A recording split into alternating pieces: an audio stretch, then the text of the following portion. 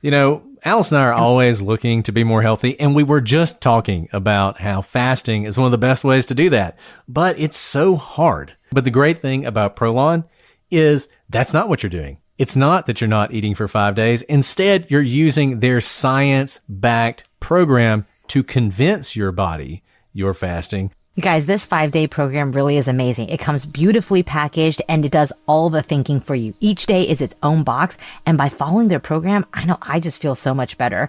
And I can't wait to experience Prolon Next Gen and continue to see results. For a limited time, you can be first in line to experience the new Next Gen at special savings. Prolon is offering the Prosecutors listeners 15% off site-wide plus a $40 bonus gift when you subscribe to their 5-day program. Just visit prolonlife.com/prosecutors.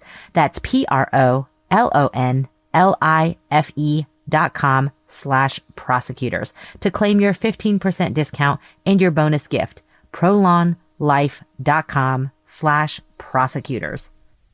This episode of The Prosecutors is brought to you by Huggies Little Movers. Get your baby's butt in a Huggies best-fitting diaper. Huggies Little Movers. We got you, baby. Hello, I'm Rabia Chaudhry. I invite you to join me every Tuesday for new episodes of Nighty Night Bedtime Stories to Keep You Awake, now on Podcast One. This new incarnation of Nighty Night is an anthology of stories that bring to life classic horror stories, some you're definitely familiar with, and others you'll be hearing for the first time. Join me as I tuck you into bed with stories that will leave you sleepless all night long. Get new episodes of Nighty Night every Tuesday, wherever you get your podcasts.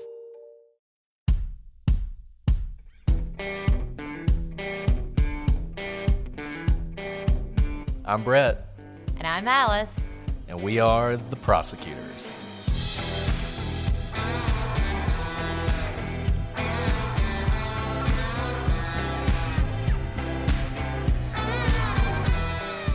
Today on The Prosecutors, a family of 3 vanishes in the mountains, and 4 years later, their bodies are found not far from their vehicle.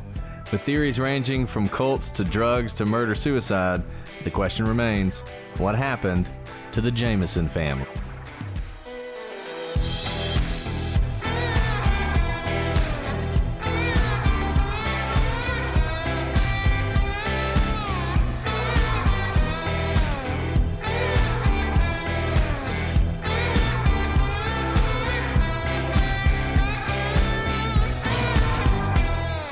Hello, everybody, and welcome to this episode of The Prosecutors. I'm Brett, and I'm joined, as always, by my Tinarche co-host, Alice. Wow.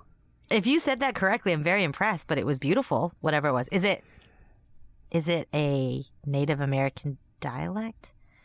No. I was going out on a limb because it's Native American month. It could also be Tinarche.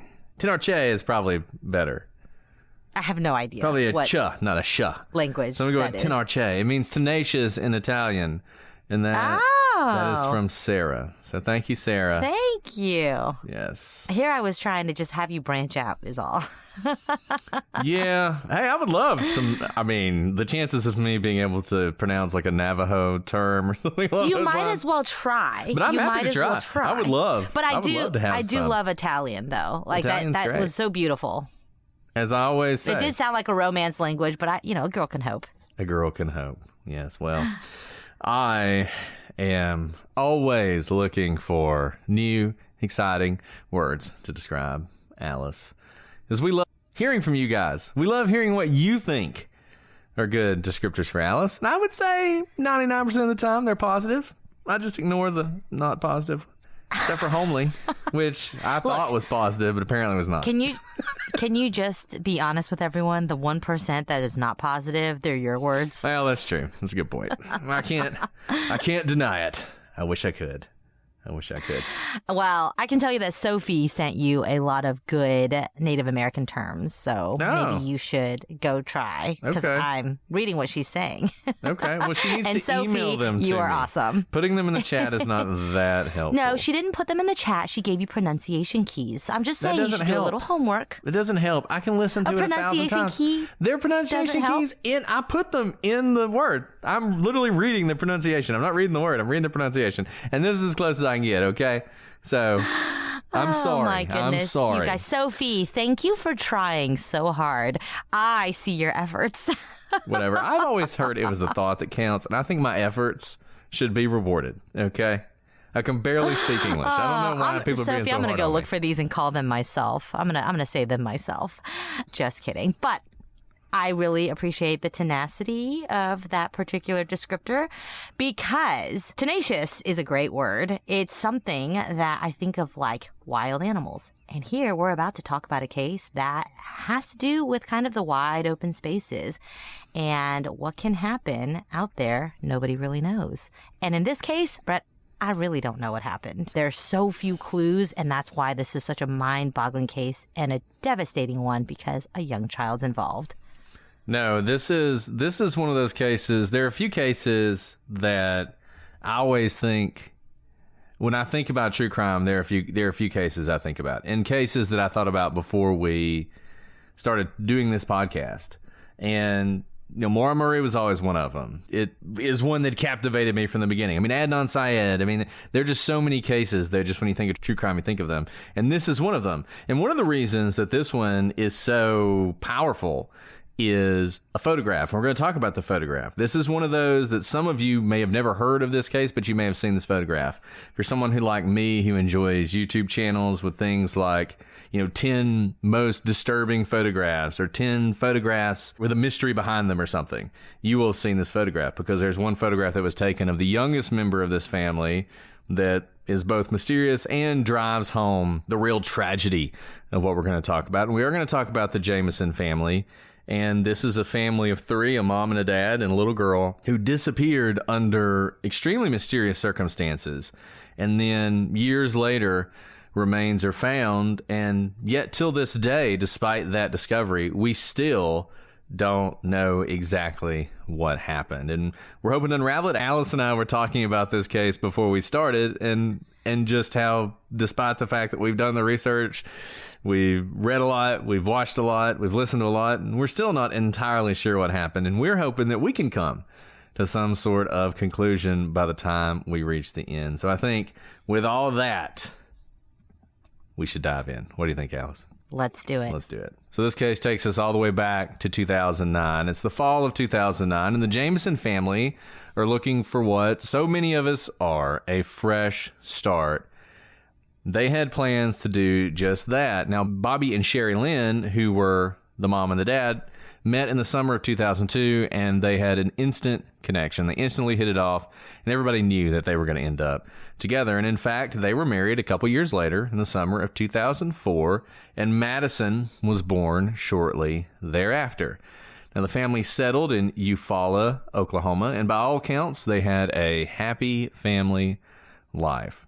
But it was not without its struggles, and it would turn out that some of that was more of a facade, and there were problems bubbling below the surface. In 2003, Bobby had been involved in a pretty bad car accident that left him with lifelong chronic pain and the near inability to get out of bed some days when the pain was particularly bad. The physical pain took a toll on his mental health as well, and he was often described as depressed. You can imagine with pain like that, it would be easy to fall into depression. And Sherilyn had her own problems. She had mental health issues that had dogged her for most of her life. She had been diagnosed with bipolar disorder. Now, it could be controlled through medication, and when she was medicated, she was pretty much under control. But, and we have talked about this so many times, like a lot of people, Sherilyn had a habit of going off her medication from time to time. And we talk about that, and sometimes we don't talk about why. I think sometimes people think that that's just people are being irresponsible. But as anyone who's ever been on these drugs knows, they can have some pretty serious side effects. So while they may deal with your particular problem, they come with a whole other set of problems, a spectrum of problems. And depending on your personal sort of body chemistry or however you want to describe it, can cause some real issues for you. And a lot of people, when the one problem goes away and they no longer are suffering from that, but they're suffering from all these other things, and they know if I just stop taking this drug, all these other things will go away. It's very tempting to do that. And Sherilyn was the person who fell victim to that temptation. And that's particularly bad because it's one thing to have these problems. It's another thing to sort of swing back and forth between having medication in your system and then having it out of your system. Oftentimes, going off of medication cause withdrawals that are just as bad as everything else that's going on with you. So this is really sort of a recipe for disaster that she's running into, but it is a problem, and it was a problem that the whole family had to deal with. Now, according to family members, when she was on the medication, she was great. She was happy. She was optimistic. She was satisfied with her life. She was satisfied with her family. But when she would get off of it, she not only suffered from the bipolar disorder, but she really had some strong anger issues, and she would really become hateful in a lot of ways. And this put a lot of strain on the marriage. And we've kind of described what it's like with the different struggles that Bobby and Sherilyn had. But honestly, so far, it sounds like the life that a lot of people have, right? Like some people suffer from chronic pain. Some people suffer from mental health issues that they have medicated. And when it's under control, it's all good. So while these are struggles, I don't think they fall outside the realm of what a lot of typical families endure. Until things got a little complicated in the later part of 2009. Because it was around then that Bobby and Sherilyn began making a series of disturbing claims at their prayer group that they attended through their church. Sherilyn claimed at this prayer group that angels had been coming into her home in the form of children, and they were interacting with and playing with her 5-year-old daughter, Madison. And for his part, Bobby didn't say, oh, don't listen to Sherilyn. She's, off her medication. It's crazy talk. He actually held a darker belief. He told the preacher that there were actually dark spirits living on his roof. And he asked if there were any special holy bullets that he could buy or some way for him to bless the bullets so that he could effectively kill these spirits, which he recognized were not going to be shot at or killed with normal bullets since they are spirits, supernatural. Yeah, I mean, I don't know that spirits are killed by any bullets, but this is... The weird thing about this case is you'll read things about it, you'll listen things about it, watch things about it, and people, they talk about this stuff, but I feel like they always kind of push it aside and say, yeah, they had those issues, but that didn't really have anything to do with what's going to happen. It is hard for me not to see a lot of red flags here. It's interesting that Bobby is having these particular issues because usually it's Sherilyn who's described as having maybe the kind of mental health issues that could lead to things like delusions or hallucinations. Bobby is often described as just depressed. And I don't mean that as that being depressed isn't a serious issue, but he is not often described as having the kind of mental health issues that would lead you to do things like believing there are dark spirits living on top of your roof, leading you to think you need to go to your local church to get blessed bullets so you can kill these creatures, believing that your daughter is interacting with them. And it's interesting that this delusion, assuming it is a delusion, is arising with both of these people at the same time. Someone in the chat, Mallory, just mentioned folie à deux, which is a very strange phenomenon. If you guys listen to LA Not So Confidential, which is a great podcast we mention at times, Dr. Scott and Dr. Shiloh, they have a whole episode on this. It's fascinating. And essentially, it's when one person has a delusion and someone they're close to begins to take part in that same delusion. It's there's so much about mental health in the mind that we don't understand, in the way that mental disease and hallucinations and delusions can almost be like a pathogen that passes from one person to another. Obviously, you see this in cults as well. And you kind of wonder, is whatever's happening with her, is it starting to bleed over to her husband as well? And it certainly seems like, at least outwardly, that he is having these issues. If you've ever seen his family talk about this, they are, like so many families, very skeptical. They're like, that doesn't sound like him. And you just have to wonder if maybe there has been something bubbling up in this family, or maybe in him for a long time, and that the people closest to him haven't seen it for whatever reason. And remember, what Bobby has been dealing with is chronic pain to the point where he really can't get out of bed. And even if he himself isn't diagnosed with bipolar or other sort of mental illness that typically leads to hallucinations or delusions, physical pain can have that effect on your mind as well, right? The physical and the mental and the emotional are incredibly tied together.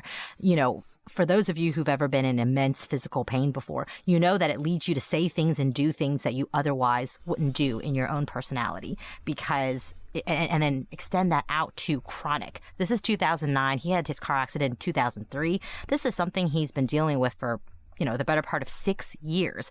And if he's physically kind of unable to go about his day, you would know that the people he spends the most time with are going to be his wife and his daughter. And two things about these delusions really stand out to me. Of course, this is hindsight because we are, you know, moving forward and we today know what happened later on, is that these delusions involve their daughter, someone they love very much, but these spirits, angels, demons, whatever they are interacting with their daughter. So that brings in her to whatever is happening.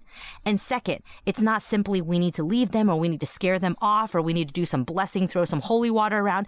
It goes to the level of we need to kill them. And there are lots of different ways that you see the manifestation of these kind of spirits. People react to them differently. Some people want to run. Some people want to blast them away. Some people use the word kill. And that's why these are particular red flags to me about what's to come. And I'll say this as well. It's hard to say exactly what happened here, but the fact that guns are being talked about and bullets are being talked about and using these bullets on an evil spirit is being talked about, that is really distressing. It's very disturbing because you can see the mind starting to turn. And you can see where thoughts like that could lead to a really bad situation and a really dangerous situation, particularly for the people closest to whoever is saying that. And I think as we continue down this path, you just have to wonder if there's more to this than just a throwaway line. This is often treated as just a throwaway line, and you kind of have to wonder, is this much more intimately tied to what may have happened than maybe people have thought about before? And another thing to note, if you guys are following the timeline, Madison, their daughter, is only 5 years old. So she's very, very young. Certainly doesn't have independence in the sense of, you know, when you're 5, you probably believe and talk about things with your parents. You really don't have an independent life from your parents. What they say, what they hear is pretty much your entire world, even if you interact with the outside world. But we're going to see that she becomes a little bit more isolated.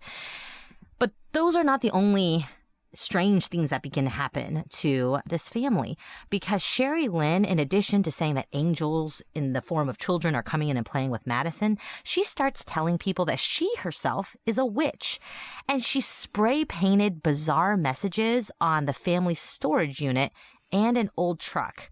And these messages were strange. They didn't really make much sense, but some of them said things like, peace, God rules. Another one said, 3 cats killed to date by people in this area. And then another kind of thing that she spray painted was, witches don't like their black cats killed. So it's not clear what's being tied to this. There's no indication that they had cats that were killed. And this is kind of taking a divergent path from before, because before was these spirits were coming to their house, but now she's saying she's the witch. And it would later be said that what some people have called as a witch's book or a witch's Bible was found in her possession afterwards, sometimes called a grimoire, depending on how deep you are into this stuff. Her sister, I think either her sister or one of her best friends, if you've watched the Disappeared episode, talks about this a little bit and says, look, we bought that as a joke. Someone else said, hey, she was sort of the opinion, if you want people to leave you alone, act crazy. And this was part of that. She wanted people to leave her alone, leave her animals alone, leave her family alone. And so she sort of took I'll be the crazy woman living in the house and people will leave me alone. They won't come around because they'll be scared of me. Maybe. I don't know. When you combine this with some of the other stuff that was going on, Her husband had apparently purchased a satanic Bible, which he was going to use in an exorcism to get rid of these spirits. There's just sort of a lot of... We talk about cults sometimes and cult activity, and there really aren't cults like that in the way that people think, like sort of the satanic panic type cult. But there are people who commit murders and commit crimes under sort of a delusion, right? And we've talked about those people before, and you kind of wonder if this delusion that we've talked about throughout this episode is getting stronger and stronger and is manifesting itself in different ways, where this family is really feeling like they are under attack. They're under attack by the people in their community. They're under attack by demonic forces, and they need to defend themselves, and they need to isolate themselves from everyone else. Right. And, you know, so Sarah, they're in Oklahoma right now as well. I don't know if that's relevant as well. I mean, it's the South. It's kind of the Bible Belt. Not really. I mean, they are part of a prayer group. I think these are all, we're trying to grasp at all these different things because there are so few clues that lead us to know what happened ultimately. But this is not the only strange thing that happens in 2009. Remember earlier I said that Madison's just 5 years old. When you're 5, your family's your whole life. You know, you don't like go to the movies with your friends alone. You don't have probably that many sleepovers at all. My kids have never had a sleepover. But, you know, the family was actually having issues with Madison's school district and ended up pulling Madison out of school completely.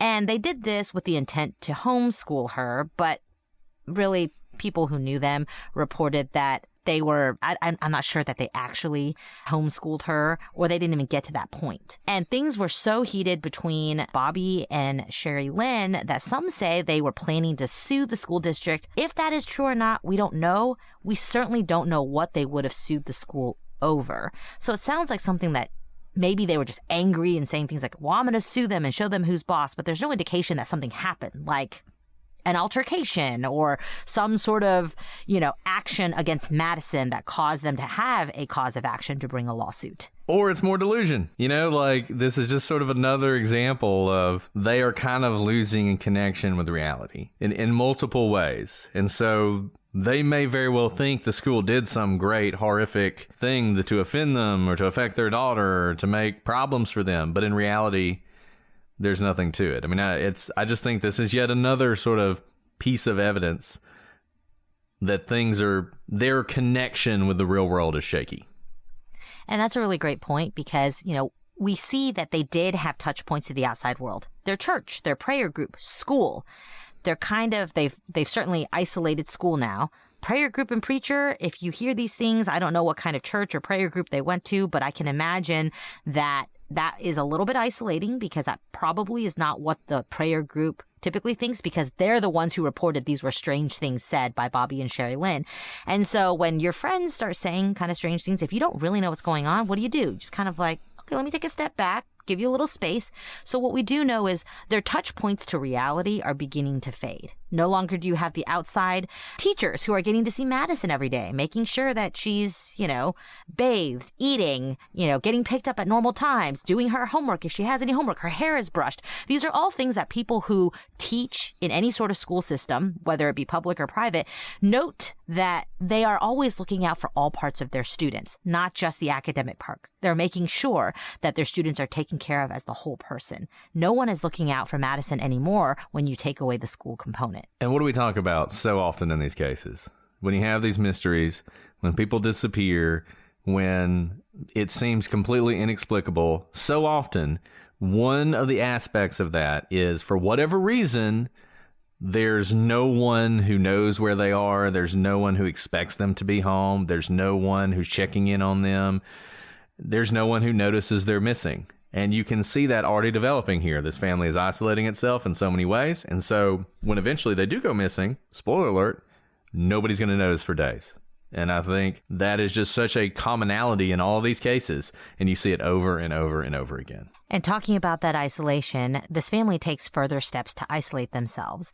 Because by October of 2009, the family decides they need a change. And frankly, I just wonder if this is part of this whole delusion or whatever they think is happening. Look, if angels were actually coming into my house and playing with my children and there were demons living on my roof, I'd want to move too, if that was really happening. And that's what they decide to do here.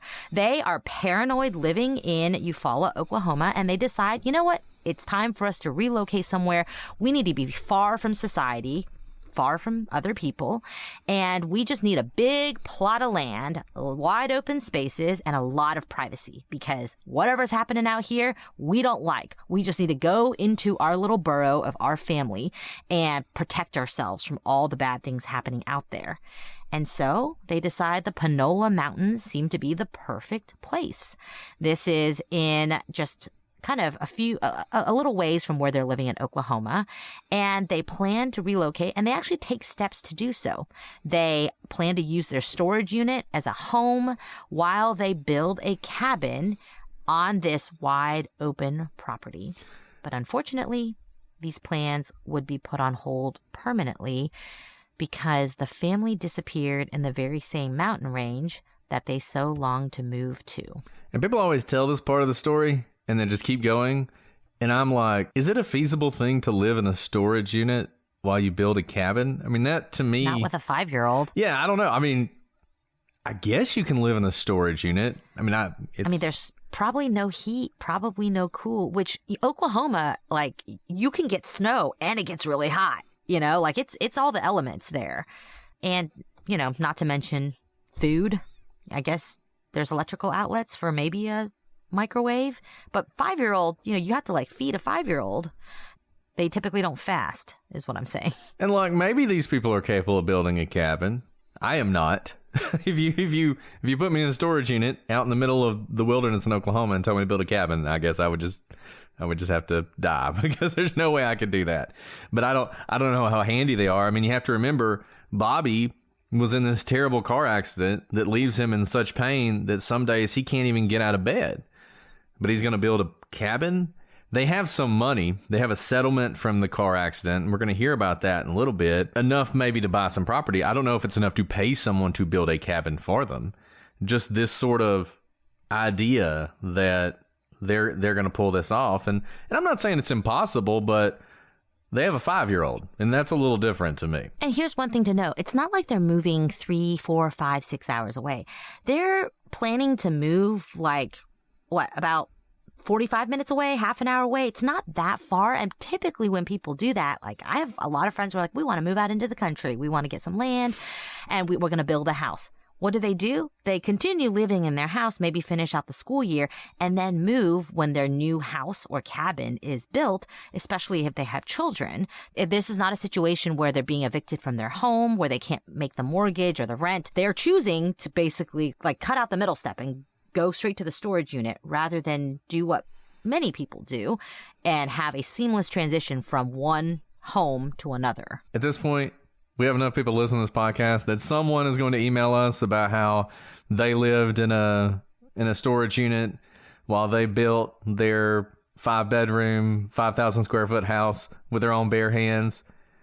Okay, but we're not just saying, well, they wanted to live in a storage unit and build a cabin, so there must be something terribly wrong. It's more that you got everything else going along, and now you have this additional element to it. When you put those together, they probably aren't the hardy people who know how to do this. This was probably always something that was a delusion. One thing I will note about them wanting to move into a storage unit, what we are seeing is that whatever is happening, they're not leaving to just what they think is happening. They are taking action.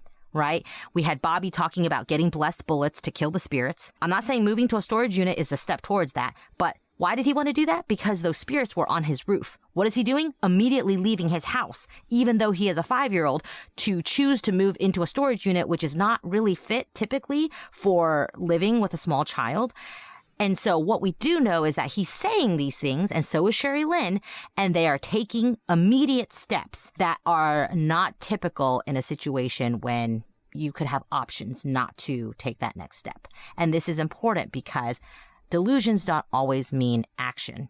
In this situation, we have a family on the move. Yeah, and that's going to bring us to our timeline in this case, where we're going to start talking about what happened in October of 2009. So we'll start with October 7th, 2009. And this is at the point where they're thinking about this move. They're thinking about where they're going to go, but they don't have any property in these mountains. And maybe this is a sign of rationality. They're not just planning to go out there and plop down their storage unit cut down some trees and build the cabin. They are going to buy some property. So they travel out 30 miles from their home to Red Oak, Oklahoma, in the Panola Mountain area to view a plot of land that was for sale. Apparently, they thought this would be the perfect place for their new home, this place that they were going to build. It was very secluded. It was very rustic. It was described in the Disappeared episode, if you guys have seen it, as close to off the grid as you can be in that area. And let's just look, I'm from Alabama, from the middle of nowhere, Alabama. I've been to the middle of nowhere, Oklahoma. Those places are as off the grid as you can be. If you're off the grid in Alabama or Oklahoma, you are off the grid. And they are going for that. And so maybe this idea of living in a storage unit isn't so wild because they're not worried about power or running water or anything like that. They're planning on, living off the country or whatever. And that's their plan. So they've gone out to see this land. It's never, or I haven't seen, I really tried to find this because I thought it was important, how much this property cost. Couldn't find. This is 2009, so it's right after the economy collapsed. It's in the middle of nowhere, Oklahoma. Don't know how big it is, but I'm going to go out on a limb and say it's not that expensive. And as we said, the family did have some money, so this wasn't a pipe dream that they were going to buy this property.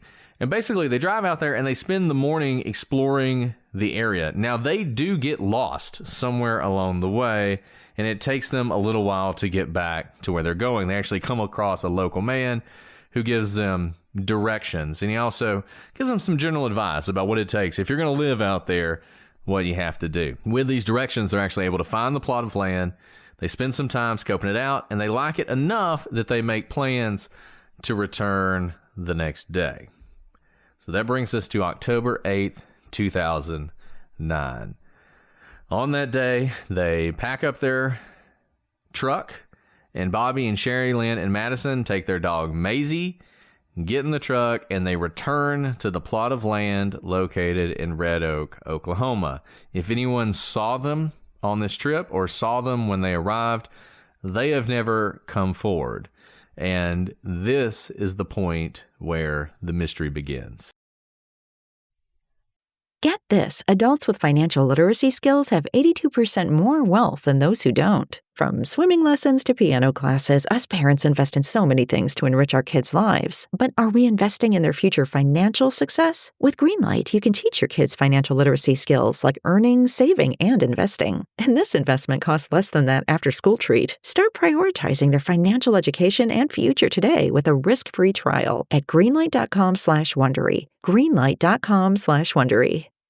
Ryan Reynolds here from Mint Mobile with a message for everyone paying big wireless way too much. Please, for the love of everything good in this world, stop. With Mint, you can get premium wireless for just $15 a month. Of course, if you enjoy overpaying, no judgments, but that's weird. Okay, one judgment. Anyway, give it a try at mintmobile.com/switch. Upfront payment of $45 for 3-month plan, equivalent to $15 per month required. Intro rate first 3 months only, then full price plan options available. Taxes and fees extra. See full terms at mintmobile.com. This is a mini meditation guided by Bombas. Repeat after me. I'm comfy. I'm cozy. I have 0 blisters on my toes. And that's because I wear Bombas, the softest socks, underwear, and t-shirts that give back. 1 purchased equals 1 donated. Now go to bombas.com/Wondery and use code WONDERY for 20% off your first purchase. That's BOMBAS.com/Wondery and use code WONDERY at checkout. So really nothing happens. Nobody hears from them. No one sees them. And in fact, it's 8 days after they have last been seen on October 16th, 2009, when a group of hunters on 4-wheelers came across the Jamison's pickup truck on top of Panola Mountain. And there's not a lot out here, so they approach the vehicle and they notice that there's an emaciated dog inside of a locked truck. And because this dog is in there, they call the authorities to try and help this dog who looks like it's just on death's door. Now, the family had not been reported missing prior to these hunters finding the truck because, honestly, it wasn't uncommon for the Jamisons to go weeks or even months without contacting anyone. So no one thought it was unusual not to hear from them for 8 days. And remember what happened just before they started this plan to move into a storage unit and move out to Panola Mountain? They had pulled Madison out of school, so no one noticed that she was absent from school. She wasn't supposed to be going to school. They had pulled her out. But on top of that, they kind of were beginning to become more and more isolated. There was the school factor out, their church and their preacher, they were saying strange things to them. And 8 days is kind of within a week. Prayer groups, church is usually once a week anyway. There weren't a lot of touch points throughout their week to be able for anyone to notice that the Jamisons were missing.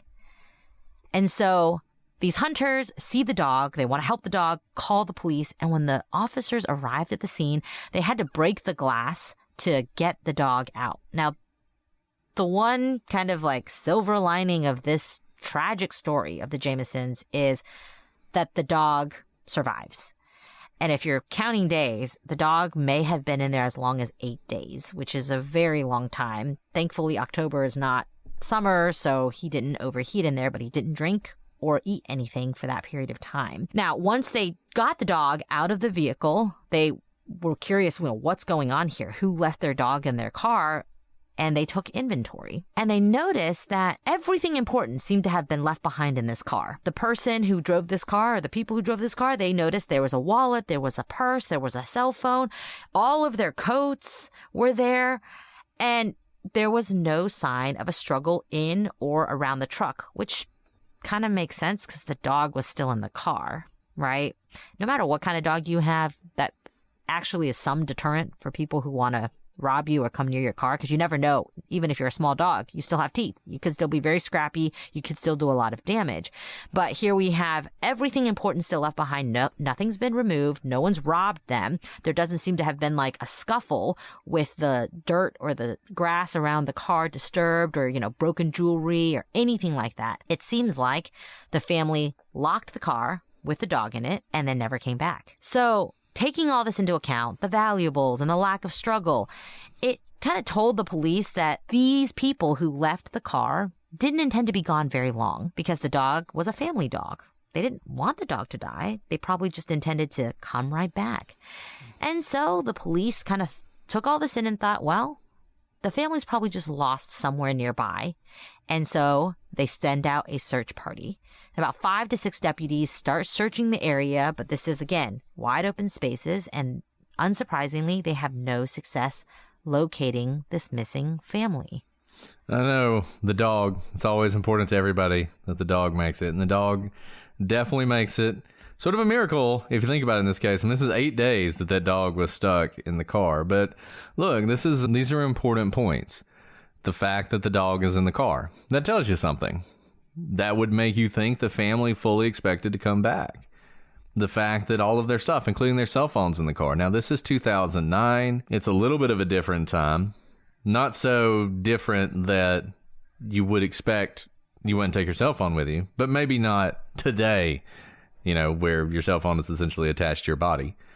But nevertheless, something important, and I think something that people think a lot about. These are things people think a lot about when they try and figure out what happened to this family. So that's October 16th. These deputies, they're hunting through the woods, they're looking for them. And I think it's important to remind everyone that it's really hard to find people in the wilderness. And this is wilderness. It's rugged terrain. There are forests. There are mountains. There aren't a lot of roads. There aren't a lot of paths. So 5 to 6 people, not going to find much. That is not your ideal search party. So not surprising that, in fact, they don't find anything. The next morning, they come back, and by this point, they have checked the GPS on the cell phone. And they're thinking, look, cell phone might have been in the car, but maybe if we look where the cell phone went, we can find something. And they realized that the family hadn't spent a lot of time in their vehicle. They were sort of all over the place. And while they were all over the place, they had their phone with them, which is important because it means they spent some time there and they had to go back to the car. And I think this is going to become important later on. But basically, they sort of track around everywhere that they had been since they got to this location. And tracking these GPS coordinates leads law enforcement up to a hill. There's a hill just a few hundred yards away. And when they go up this hill, they notice there are footprints in the mud that are likely those of the Jamison family. The great benefit they have is they have a child. They have a 5-year-old, and there are very small footprints that obviously belong to a child. And it seems like, based on the GPS, that the family spent 15 to 20 minutes on the side of this hill. And there, while they were there, they took a photo of Madison. And this photo has become sort of iconic and is attached to this case. And as we talked about at the beginning, you can't get away from it. And it's a striking picture. We're going to show it. Obviously, it'll be on the website. If you're listening to this, look it up, because I'm interested in what everyone thinks about this. I'm interested in what Alice thinks about it as well. So in this photograph, Madison is pictured with her arms crossed in what looks like to me a strange, almost unnatural way, the way that she has her arms crossed. Her mouth is open in what some people think is a smile. Other people think that she's actually on the verge of tears. And this is a photograph that a lot of people make a big deal about. And if you've followed any coverage of this case, you've seen people say, she is in terror. She is in distress. Someone is forcing her to take this photo. This is not her family. You know, it's also interesting because the way the photo is taken, she's not looking at the camera. She's looking sort of off in the distance. I can tell you, as someone who has kids, my kids never look at the camera, so I don't know how significant that is.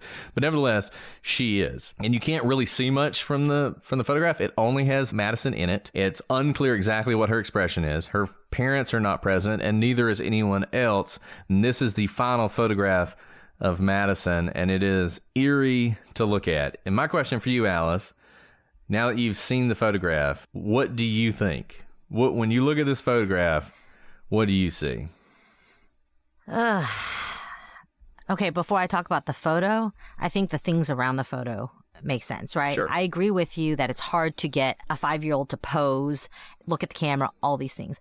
But what I typically do, what a lot of people do, is they take more than one photo to capture. If what they want is a photo of their child, you take multiple photos until you capture the one where your child is giving you the smile or looking at the camera, or at least there's multiple attempts to get it, even if they're all unsuccessful. We don't have that here. We have literally one not good photo, which is okay. It's not like I've never taken one not good photo, but I think that's important that it's a standalone. So it's not like you were trying to get the right photo. Second, this doesn't look to be a particularly scenic place to take a picture. It's not an overlook. It's not a lake. It's actually like brush. Right? It is against a rock. Maybe there's some significance to it because maybe this was the place where they were going to build the cabin. But it's not readily apparent from anyone looking at this photo why the parents would choose to ask their daughter to stand in front of this brush and pose for a photo. That's kind of the stuff around the photo. Now talking about the actual photo, I know now, because we know what happens, looking at this photo, I can completely see why people think, oh, this is such a creepy photo because she looks scared. She looks like she's about to cry. I don't know.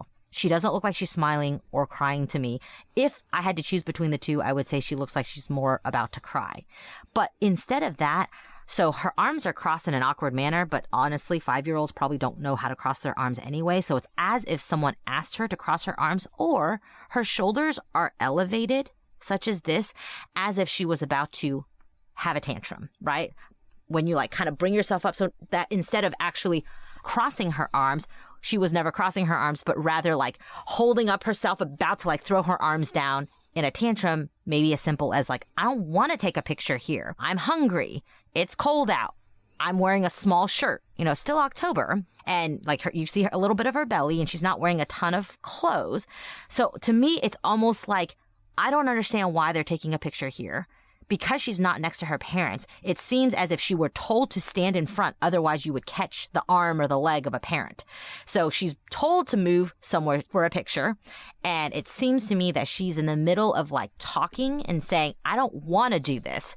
I don't see terror in her eyes, but maybe because I just know that 5-year-olds have a lot of emotion, and so everything they say has a lot of emotion behind it. But that's my initial gut reaction, trying not to know what I know happens later.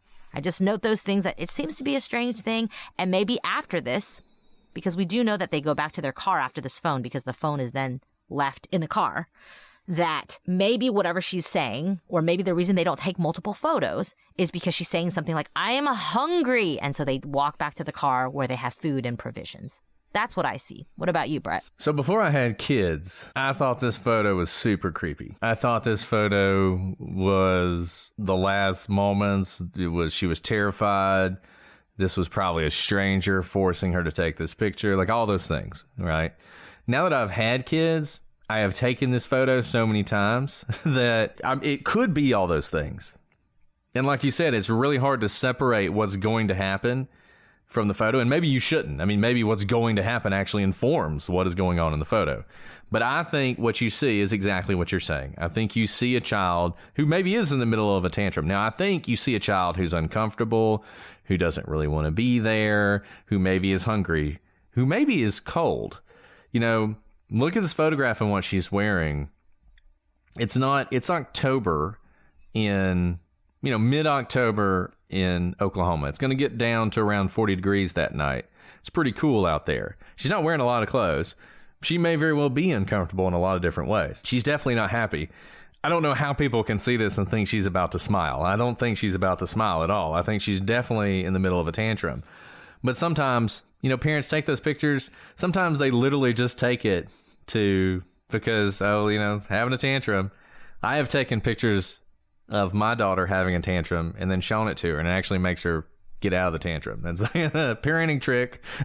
You can do that. She now asked me to see the picture where she's crying. It's like, okay, here it is. Anyways, so I don't think you can read a lot into this as far as some deeper meaning, but I do think there are things you can take from it. Alice has made a lot of those points, and I agree with Alice. And by the way, we didn't discuss this photo ahead of time. So if you independently have these thoughts, I think that's worth noting too, because we did not coordinate what we thought about this photo. Yeah. I mean, it almost seems like a photograph where they are taking a picture of her because she's in the middle of a tantrum, because like Alice said, there's nothing else about this photograph. Like, she's not centered in the photograph. She's not looking at the camera. There's a pretty sort of purplish tree off here to the left, but that's barely in the frame. There's just like a big rock behind her. What I see of the purple tree, it looks like a dead tree to me, actually, because it looks like it's fallen over and it's like a branch maybe of like a healthy green tree, but because it's fallen over, the leaves have died over time. That's what it looks like to me. Yeah, that could be as well. And I think the fact that they only took one picture, I mean, this is on their phone, so it's not like it's on the camera. The fact that they only took one picture sort of maybe lends credence to the idea that this is a photo of a tantrum and not some sort of photo shoot. Because usually, like you said, you're going to take more than one if you're trying to set up the perfect shot or whatever. So, yeah, I don't read a lot into this photograph, and I don't know that you can take a lot from it. I think that's right. It's one of those things where, because it's the last known photo of any of them, it's eerie. And it's going to be significant because something happened very soon after this photo was taken. But I think the photo itself really doesn't tell us much about what happens next. And I think it probably, if they made it home, no one would have thought about this picture again. Like, it was no big deal, right? But I think it's worth talking about because when people talk about this case, they fixate on this picture. And for good reason, for all the things that we already said.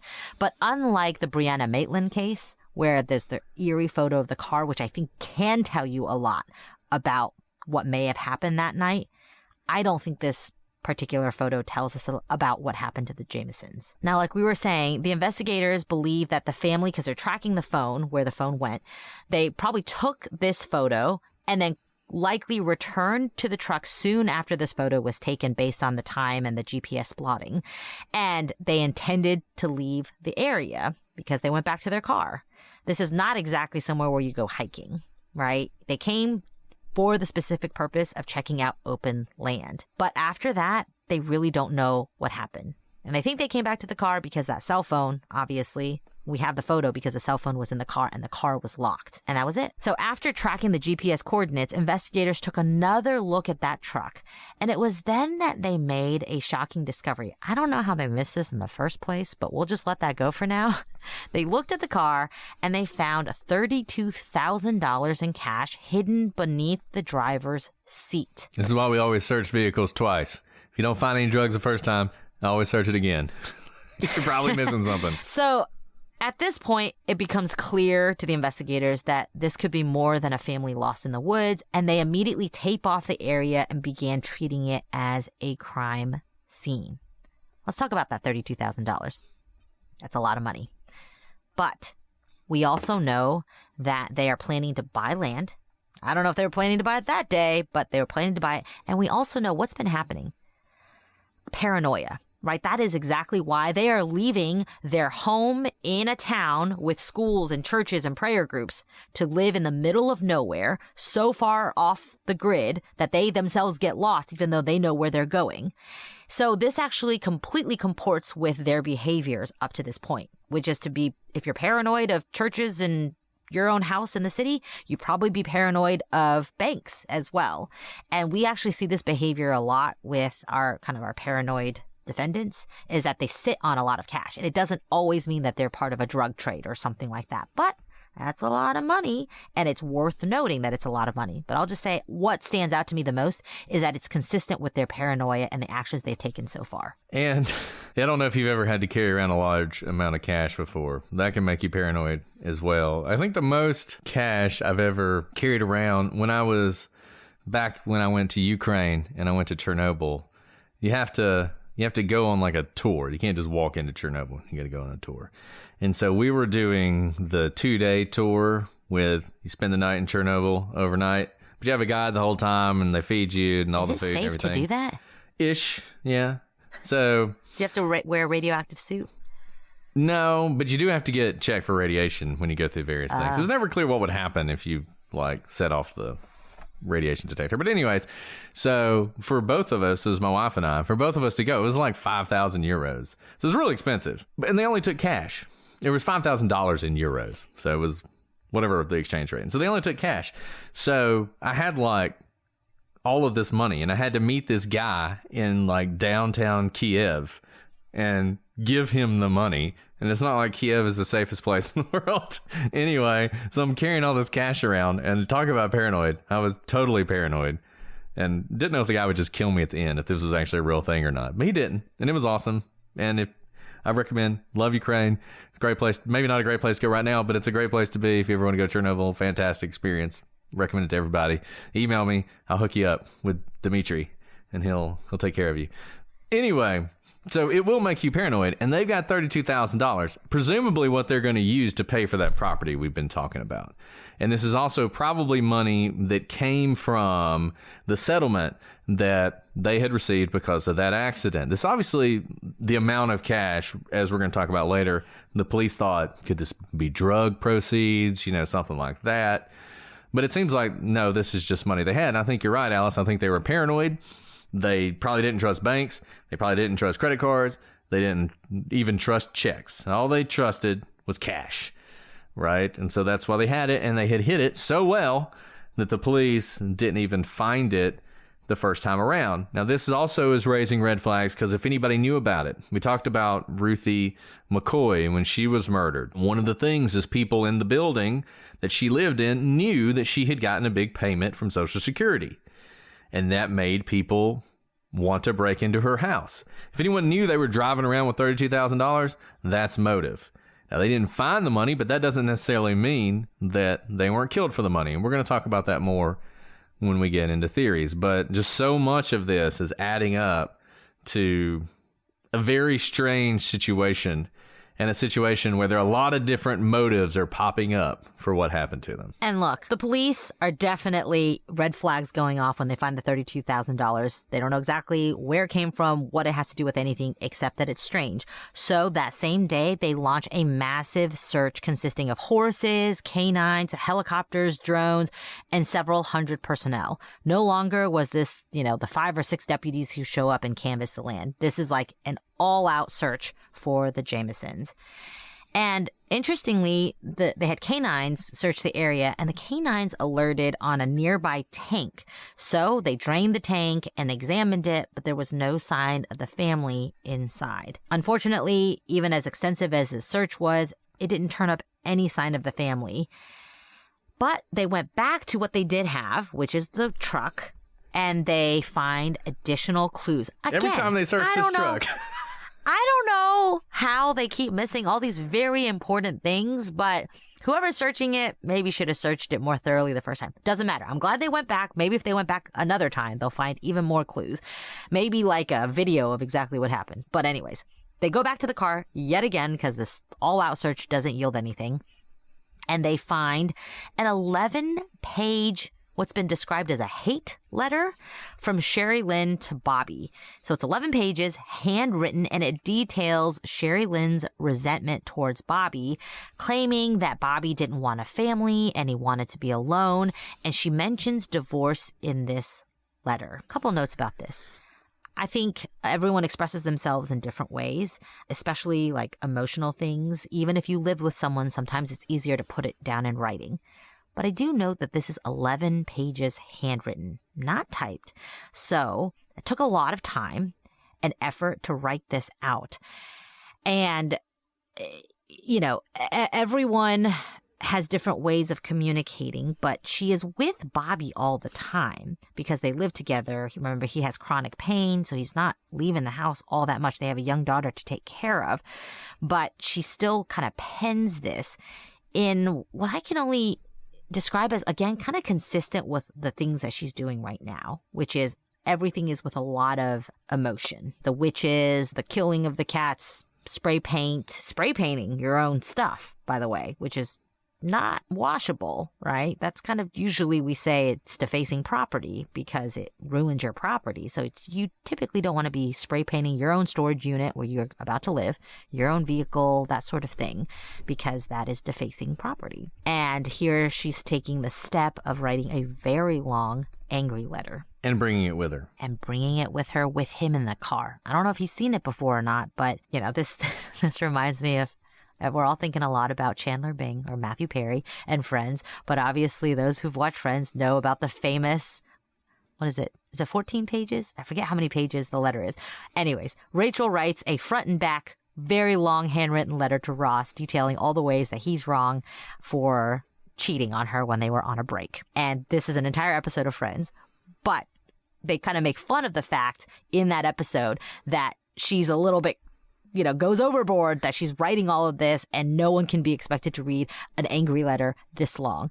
On top of that, they're in the same car together, about to go move into the middle of nowhere where I guess she's going to read it to him in spoken word or have him read it and she'll sit next to him angrily breathing while he takes however long it takes to read 11 pages. Angie's List is now Angie, and they've made it easier than ever to get all your home projects done right. I've been really busy and I actually had my refrigerator broke, but thankfully I was able to look on Angie to have an appliance repair person come and fix my refrigerator. It was so easy, so amazing, and all I had to do was click on a couple links and they got me the best prices for an appliance repairman. Angie has over 20 years of home service experience, and they've combined it with new tools to simplify the whole process.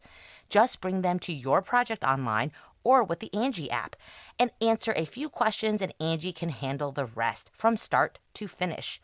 Or help you see ratings and reviews, compare quotes from local pros, and connect instantly, which means you can cross things off your to-do list in just a few taps. Because whether it's routine maintenance or a dream remodel, Angie is here to make it easy. So get your next project done with the help of a pro from Angie. Download the free Angie mobile app today or visit Angie.com. That's ANGI.com. This episode of The Prosecutors is brought to you by Huggies Little Movers. Huggy knows that babies come in all shapes and sizes, and their tushies do too. Huggies' best fitting diaper is their Little Movers with its curved and stretchy fit. Moms know that there's nothing worse than an ill-fitting diaper, especially for your active babies. I love Huggies because I can rely on them to keep my baby covered while she moves around. You guys have been with me as baby Brittany's been born and now she is starting to crawl, and I just love these Huggies because they keep everything contained, but they also allow her to be the active baby she is. Guys, we are covered up with babies on this podcast, and we're so glad to have Huggies. I don't know what we would do without them. Huggies Little Movers are curved, so my babies feel comfy no matter how much they're moving around, and they are moving around a lot. They also offer up to 12-hour protection against leaks, which is a game changer. Get your baby's butt into Huggies' best fitting diaper. Huggies Little Movers. We got you, baby. And it does make you wonder what her intentions were when they drove out there that day. The fact that she brought it with her. And once again, you cover these cases and something happens and every little thing becomes significant, even if it's not. I mean, maybe she carried that letter with her everywhere. You know, maybe it was her, she poured all her anger into that letter so she didn't have anger in her heart. I don't know. It's hard to say exactly what was going on there, but this is one of those big clues a lot of people are going to focus on. I tried to find the letter. I don't think it's public. I could not find the letter. I could not find the letter to read or to read to you guys. So if it's out there, anybody has a copy, I'd be interested to see it because what's in it could be significant. But I think the police have only told us how long it was and sort of generally speaking, what's in it. So that's a lot. This case is a case we're going to spend 2 episodes covering. At this point, we're in a pretty bad place. This family's been missing for at least 8 days. The fact that the dog was left behind is a really bad sign because you're just not going to leave your dog like that if you expect to go off into the wilderness for a long time. The dog survived, so that's a good thing, but a lot of people are very concerned, including the police, that something terrible has happened here. And next week, we're going to continue to talk about this case. We're going to get into some video that was discovered, which sort of matches the photograph we've talked about as far as something that people have analyzed to death about what exactly they're seeing in the video and what exactly the video says about what happened to this family. We're going to fast forward in time as we continue the timeline for a just tragic discovery that, if nothing else, tells us what ultimately happened to the family. And then we're going to get into the weird things about this case, some of which we've already talked about. And then we're going to talk about theories. And like so many of these cases where you don't have a lot of information, you have a ton of theories. There's a lot of different things that could have happened here, and we are going to walk through all of those. So I think this is a fascinating case. Like I said, it is a case that maybe isn't talked about as much as you'd expect, but I think it is an iconic case because of the great mystery that happened here. If you want to hear more about this, there's a great Disappeared episode on this. Generation Y did some great episodes on this on their podcast, so that's worth checking out. And lots of stuff that you can read online. And of course, we'll be back next week to talk about it some more. Well, Alice, do you want to sort of cleanse the palate with some questions? I really like the questions because I feel like so many of the episodes are kind of depressing, and by kind of I mean very depressing. And so it's always nice to be able to do the questions and maybe have a little bit of a happy moment ending at the end of the episodes. Okay, Red Tiger asks, what could possibly have been found in the murder investigation to trigger reopening the Stephen Smith case? This is about Murdaugh and the Stephen Smith case. I really think they just took that as an opportunity to reopen it.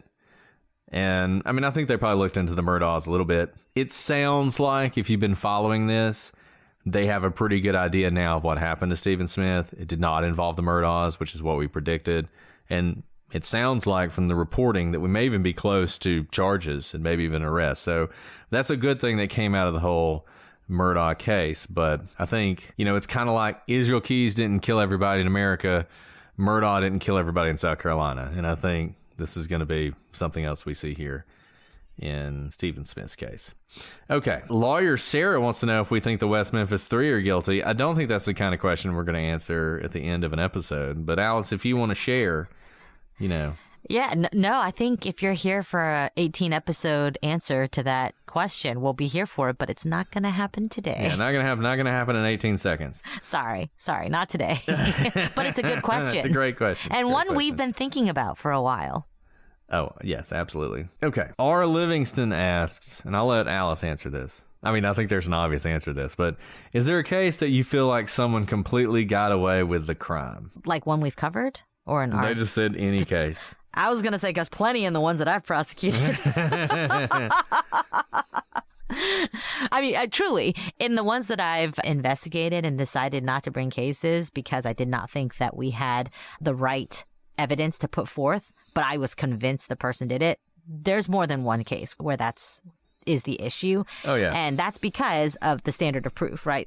There are people who I've not brought charges against that I'm like, you absolutely did it.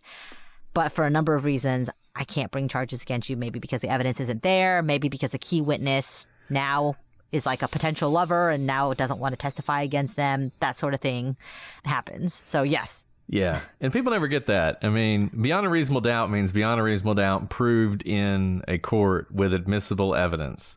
A lot of times you have a lot of inadmissible evidence that makes it pretty clear what happened, but that doesn't do you any good.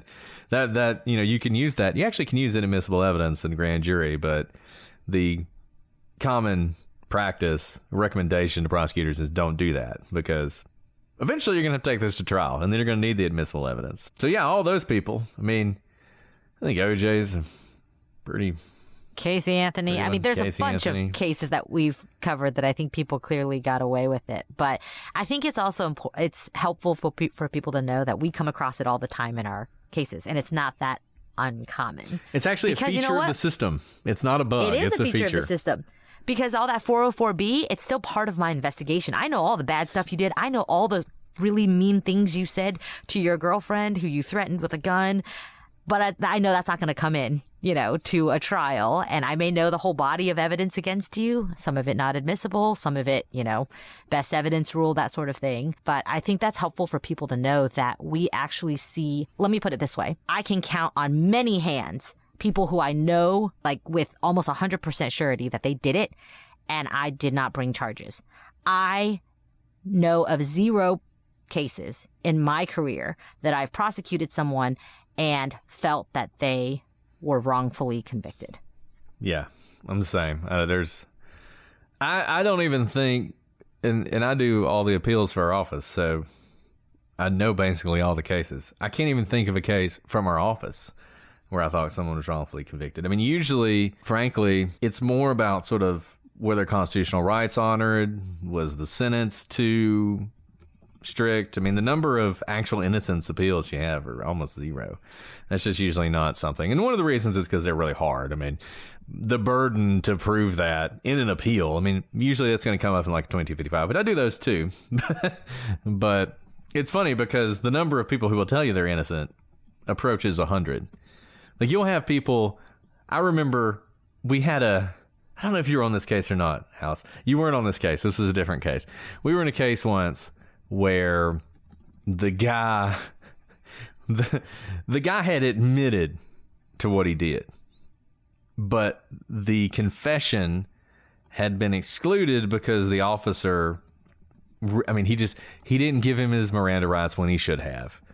And so they're standing in the back of a car talking. The guy's like, yeah, I mean, I did it. I admit I did it. I want to come clean with you. I don't want to hide anything. Because they do that a lot. Because they think if they come clean, the officers will be like, oh, okay, well, it's fine that you committed that crime, but I'm going to release you. But the officer had not read him his rights, and he was obviously under arrest. I mean, he'd been handcuffed and everything. And so, but that gets excluded, so we have to go to trial. Because now he's thinking, okay, I got a chance here. I've excluded the confession. I have a chance. So we go to trial. And he's arguing. I can't even remember exactly what it was he was arguing, but he's arguing some sort of, malfeasance on the part of the police, like they had framed him. And we go back in the judge's chambers before the trial starts, because as we've said, you end up in the judge's chambers a lot talking about various things that are going to come up. And he has an attorney, and the attorney's talking about his things, and he wants to bring up this. He wants to argue that the guy was framed. Actually, the lawyer didn't even bring it up. Before we were about to go out, the guy's like, hey, I want to talk about my, how they framed me. Like, they did all this stuff. And, and the judge was like, but didn't you admit that you did it? And the guy was like, well, I mean, yeah, but that's different. Semantics. Yeah, that's different. And the judge is like, well, the thing is, if you want to argue what you're saying, I'm going to have to revisit excluding that, because now you're raising the issue, which is something about exclusion. Like if you get something excluded and then all of a sudden you open the door, it comes in. So he ended up dropping that. But it was just funny. But he's like, he's advocating how he was framed when everyone in the room knows he wasn't framed, because we have him on video telling us exactly what happened. So yeah, it's fun. I mean, the whole criminal prosecution thing is, there's always stuff that's happening in your cases. It's hilarious. It's so true. Okay, one more question. Sorry, I got on a tangent. One more question. No. Okay, one more question. Oh, we'll do this one. This is nice because we can give Madison a shout out. Did the two of you do most of your own research for the podcast, or do you have help? Well, some people will tell you we just read Reddit and we just do read whatever Reddit says. But unfortunately, that's not true.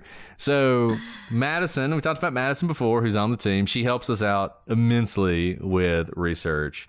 Honestly, we've gotten so busy that I don't know. Like, she is like a blessing from the heavens. She came at exactly the perfect time because it would be hard. I was going to say, we haven't even been able to work with her that long, but what did we do before her? I have no idea. I don't know how we did this. Because, I mean, I'm barely, we are treading water, barely surviving at this point. Like, without Madison, we would have drowned by now. So I'm not sure how we did it. So Madison helps a lot. And the great thing about Madison is it also opens the door for us to do research on these bigger cases and to do things like trials and everything else, because it was really hard to do that before. Like the Adnan case, I mean, we started researching that like last year. I mean, it took forever because you had to research it while researching other cases, because you got to keep the podcast going and releasing episodes while you're researching the big case so that finally you can get to it. And then, you have, in that case, 14 episodes. Which is nice because then you can catch up on the next things you're going to research. I was going to say that was the only way that we could release multiple Adnan episodes a week, because we didn't need to spread it out. Otherwise, there was no way we could have made it work in terms of timing. And Brett made a really good point yesterday to me. He was like, we've never taken a week off ever since starting the podcast. And between us, we've had 2 new babies. We've had multiple holidays, multiple weeks of no childcare. I counted the other day that my school, for my kids' school, is out like 7.5 weeks in the year. Like, normally you get 2 weeks vacation from a normal job. So we don't take vacation from, for our lives or for work either. And so in order to be able to put out at least 52 episodes on one podcast, now double it to 104 episodes a year. Well, when we started out, if we had a 2-parter, we did both episodes that week. You remember that? Yeah, I know. Like, that's just, like, we did 4 episodes on Maura Murray in 2 weeks. We did 4 episodes on We Michael used to do Peterson Tuesday, Wednesday. And, like, somehow it's taken more time now. Even though we have more help, I don't know what takes up our time now. It just seems like there's more to do. We did add another podcast. So we did do that. Whose crazy idea was that? I don't know. I mean, that's why you make me very nervous whenever you joke about a third podcast. I'm like, don't joke. That might kill us. It might kill us. It absolutely might. Oh, my goodness. All right. So that was a great question. I didn't write down who asked it, but thank you so much for that. Okay, so we are going to do another episode on this, and like we said, it won't be tomorrow. It's going to be next week. Jamison family, like I said, if you're obsessed with this, there's a lot of stuff out there to look at. This is a really interesting case. I hope you guys all take a look at that photograph. Let us know what you think. We're really interested to know because you guys have great insights. It always amazes me, some of the stuff you guys come up with. I really enjoy recording these live with our patrons because they often come up with insights on the fly, and we're able to address those as we record the episode, and that's a lot of fun. But send us an email, prosecutorspod@gmail.com, @prosecutorspod for all your social media, Twitter/X, whatever you call it. It'll always be Twitter to me. It'll always be Twitter to me. Like, Facebook. Go to the gallery. Gallery's great. We have so much fun on the gallery. Now we're doing chats on the gallery. We started watching movies on Friday. I think the gallery movie watching group is now watching movies like all the time. I was telling Alice, last week, we watched Scream. And then we took a cigarette break, and that was fun. Don't smoke, kids. Yeah. And then we watched Slaughterhouse. And I realize it's not Halloween anymore. If you haven't seen Slaughterhouse, do yourself a favor. It is basically the greatest movie ever made. Basically. I mean, it's right up there with The Godfather. There's even like a Godfather-esque scene in it. So, Slaughterhouse. You better incredible. watch Slaughterhouse quickly because we're about to switch our movie watching nights to Christmas movies. That's true. We are going to be watching Christmas movies. I am excited to watch with the gallery moving crew Snowman's, which, much like Slaughterhouse, is the greatest Christmas movie ever made. I really liked Christmas Night with Vanessa. She was in High School Musical, the greatest musical on Disney Channel ever. Anyways, they're all hilarious. Oh, you have not seen Christmas Night? There are subsequent Christmas nights, and they're all fantastic. That is one of my favorite. You can laugh out loud, kind of movies. Kind of like Die Hard. Vanessa Ann Hudgens. Thank you. Oh, chat. yeah. Vanessa Ann Hudgens. Yes. Well, I'm excited about that. But the only way you can take part in that is if you join the gallery. So, join the gallery. All right, Alice. Any other anecdotes, Christmas movies, or anything else you want to mention before we sign off? No. Make sure to come back because, why do we ever think we can finish one of these stories in one episode? Of course, come back and figure out with us what happened to Jamison family because I really don't know. I don't either. And one more shout out. We've mentioned it several times, but the consult is back. See, I would love them to take a look at this case because one of the things they do in the consults, they talk a lot about victimology. And as we've talked about, I think victimology is a big part of this case. I think what exactly was going on in the family was a big thing. But the consult, real FBI profilers, closest you'll get to being in the room with FBI profilers. We love it. You'll love it. Check it out.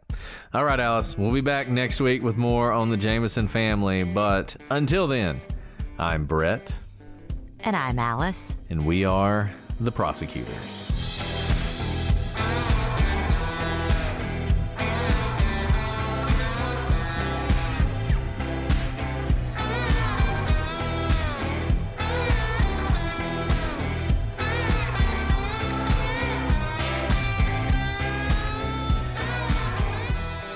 This just shows, I think it's important for people to know, like, the difficulties you go through to live your dreams, so that no one is under the false impression that things are easy.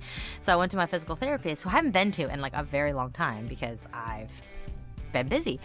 And I was like, man, I've been, like, working so much and I've been clicking, like, at a computer all the time and, like, my entire right side is seized up. And she's like, oh, yeah, I'll check you out. And I, like, she like, put her arms on me to, like, feel my shoulder and my neck. She goes, oh, my gosh, you are jacked up.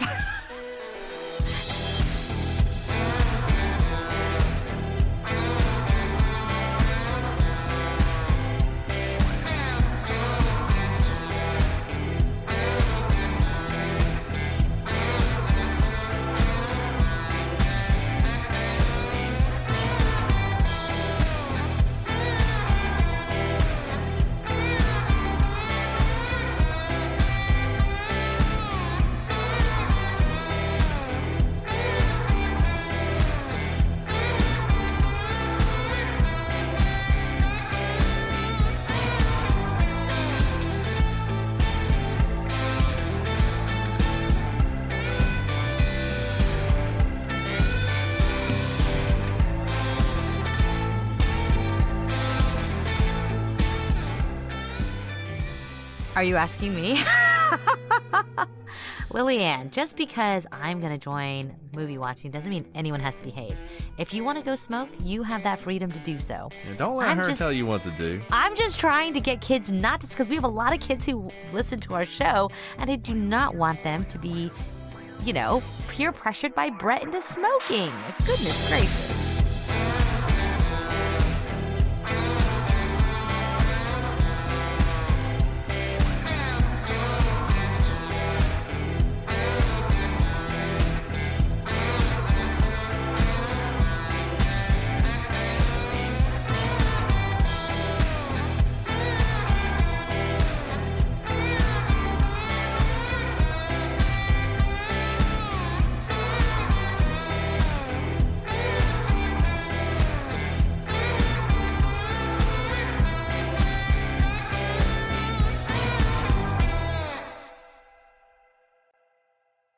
Find yourself looking for a new job or change in career?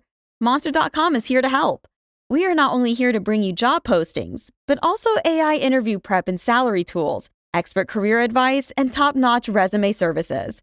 We've got everything you need to land your perfect job fit. Discover the magic of finding the ideal job with Monster.com. Your future starts now. Visit Monster.com today. Your next job opportunity is just a click away.